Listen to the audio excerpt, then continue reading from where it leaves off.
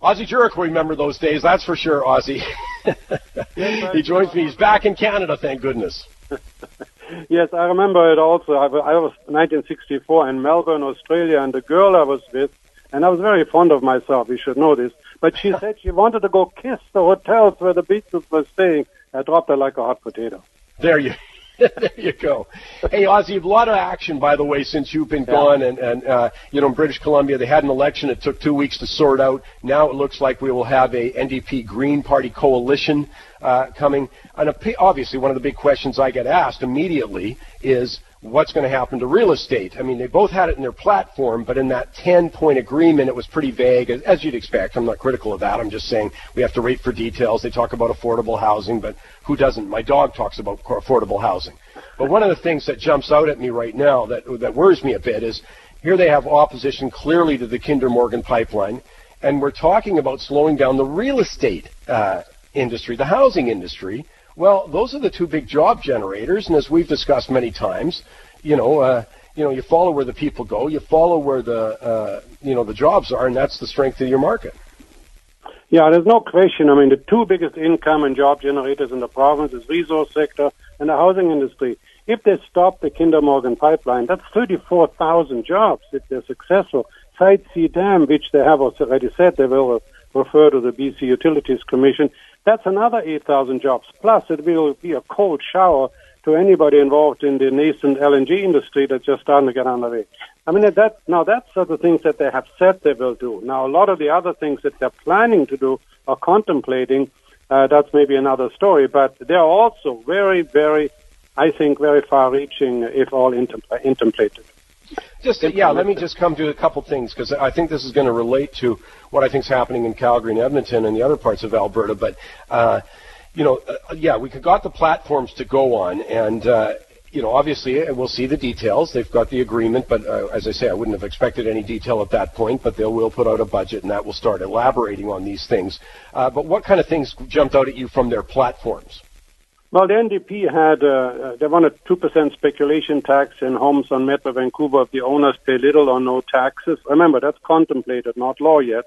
They also would review the 15% tax on Metro purchases. Now, the Greens wanted to double the foreign buyer tax. Now, they're not going to do that, but I do think they're going to keep the tax at 15%, but they'll expand it, certainly to some of the other areas in the province, maybe the whole province. You and I talked about that last August. It's such a juicy tax bite.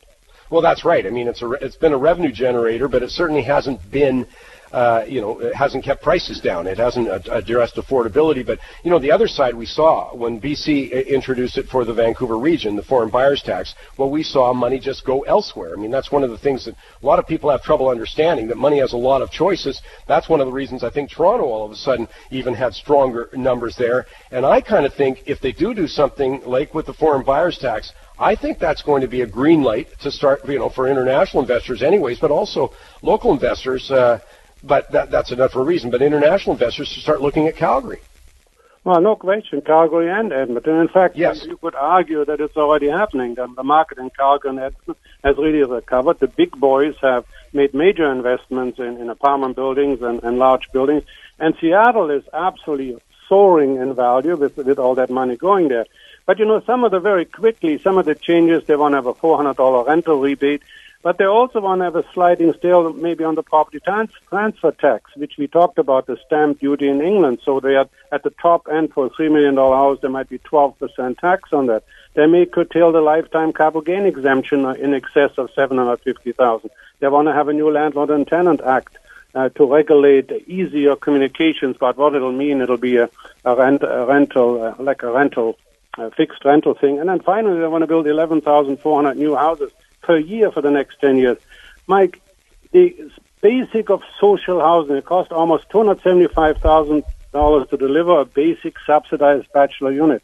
It would take $2 billion in the first year, double that if the land had to be purchased. So that would be 5 times higher than the NDP forecast. So that's not going to happen.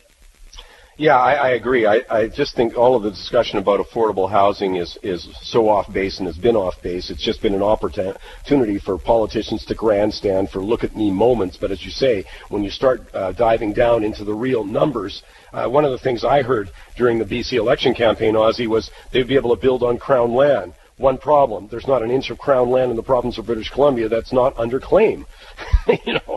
So it's just, that's the caliber of thinking I was hearing, though.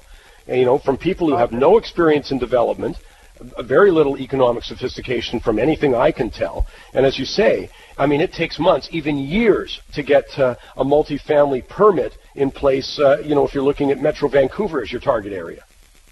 Well, but it's sexy, right? I mean, we do have a lot of people that obviously voted for the Greens, and it's a democracy. I mean, the NDP and the Greens, and we are a polarized society, unfortunately. But some of the things that can come on will be applauded by one side or the other, like maybe put a new tax on the assignment transaction itself on a pre-sale deal. But the effect will be that the developers that are now raising money to fund the construction will stop doing that. And so you have all these unintended consequences that I worry about. I mean, listen, I love this country. I'm totally for democracy. And maybe a change was necessary. But some of the things that are planned really worry me for our future. Well, we'll be here to chronicle it, of course, as we get the details going forward. Ozzie, great to have you back. Thanks for joining us, and you did a great job through Europe. Thank you so much. Now, remember, Mike, I'm known for sausages and beer, and I took my whole family, kids, grandkids. But when we came back, we know we are Canadians. You know what we missed? Dim sum. There you go.